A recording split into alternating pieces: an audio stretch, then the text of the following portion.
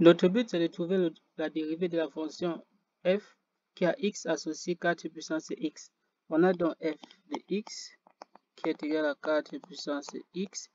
Ça peut encore s'écrire comme étant exponentielle du logarithme de 4 puissance x, puisque exponentielle du logarithme de a, c'est encore égal à a.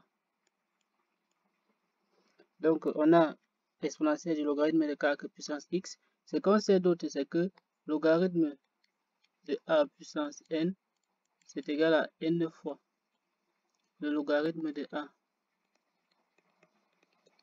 Donc, c'est ça que je vais appliquer ici. Donc, c'est encore égal à exponentielle de... On a le logarithme de 4 puissance x, donc ça va faire x fois le logarithme de 4. Notre but, c'est de trouver la dérivée de la fonction f. On a donc f' de x, c'est égal à exponentielle de x logarithme de 4, c'est égal à la dérivée de ceci. Or, on connaît dériver la fonction exponentielle. On sait que si on a exponentielle de u, si on veut la dérivée de exponentielle de u, c'est égal à u' fois la dérivée de u, fois égal à u' fois exponentielle de u. Dans notre fonction qu'on a ici, notre u' est égal à x logarithme de 4. Donc, notre u, ça c'est u. Notre u, c'est x logarithme de 4. On cherche donc u', ça va faire la dérivée de x logarithme de 4, comme ceci, qui va faire la dérivée de x, c'est 1 fois logarithme de 4, ce qui donne logarithme de 4. Donc, notre u', c'est logarithme de 4. Or, notre formule nous dit que si on veut dériver exponentielle de u, ça va donner u' exponentielle de u.